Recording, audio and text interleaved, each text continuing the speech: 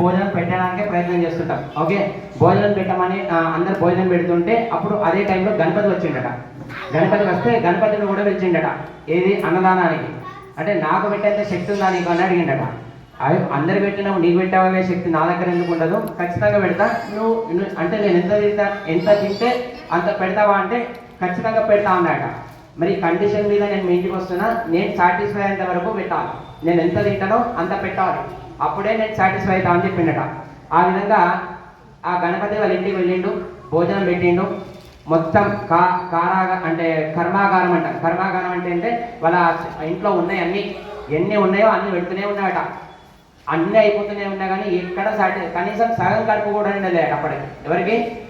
గణపతికి.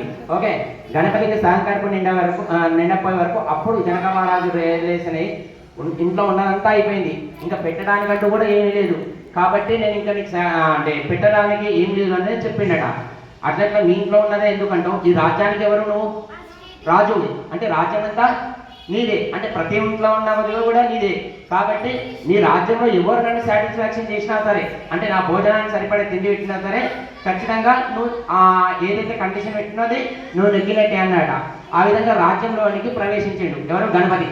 అట్లా ప్రవేశించి ఎక్కడికి వెళ్ళిండంటే బాగా దరిద్రంతో అలమటిస్తున్న వాళ్ళ ఇంటికి వెళ్ళాడు. అంటే కటిక దరిద్రం అంటే నీళ్లు దాగి ఉండే వాళ్ళు తినడానికి తిండి కూడా లేని వాళ్ళ ఇంటికి పోయాడు.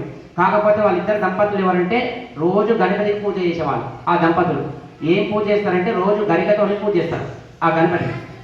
గరిక అంటే ఇప్పుడు పువ్వులు అంటే మనం పైసలు పెట్టి కొనుకొచ్చుకోవాలి.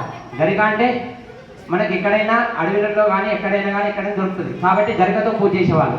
ఆ విధంగా ఆ రోజు వాళ్ళు ఏం చేశారంటే నీళ్ళ ప్రసాదం పెట్టారు స్వామికి. గరికతో పూజ చేసినాక నీళ్ళే ప్రసాదం. ఎందుకంటే అవే నీళ్ళు మళ్ళీ వీళ్ళు తాగాలి, అంతకుమించి ఇంకా వేరే లేదు వాళ్ళ దగ్గర. కాబట్టి ఆ విధంగా దంపతులు ఏం చేశారు? నీళ్ళే ప్రసాదం పెట్టారు. వాళ్ళ ఇంటికే గణపతి పోయిందంటే గణపతి రూపంలో వేరే రూపంలో ఉంటాడు అన్నట్టు.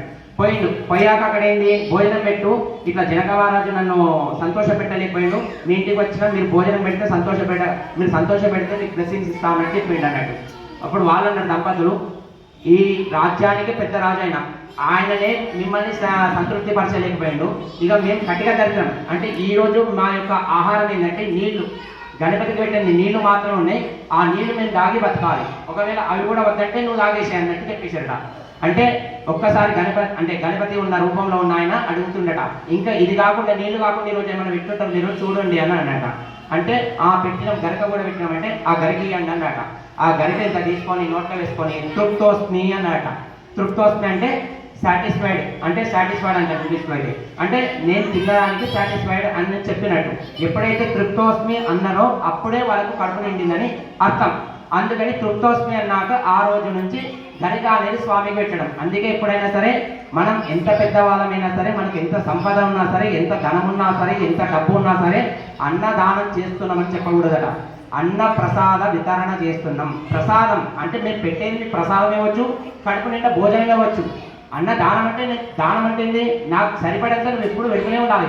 దానం అంటే అది అంటే ఆ విధంగా పెట్టాలి. అందుకే ఏమనాలి? అన్న ప్రసాద వితరణ చేస్తున్నాం. ప్రసాద వితరణ చేస్తున్నాం అంటే మేము ప్రసాదంగా పెడుతున్నాం. నువ్వు తింటే కడుపు నిండా తిను, లేక ప్రసాదంగా తీసుకో, ఏ విధంగా తీసుకోవాలి. అందుకని ఆ విధంగా వచ్చింది గనక పెట్టడం అనేది స్వామికి. ఓకేనా?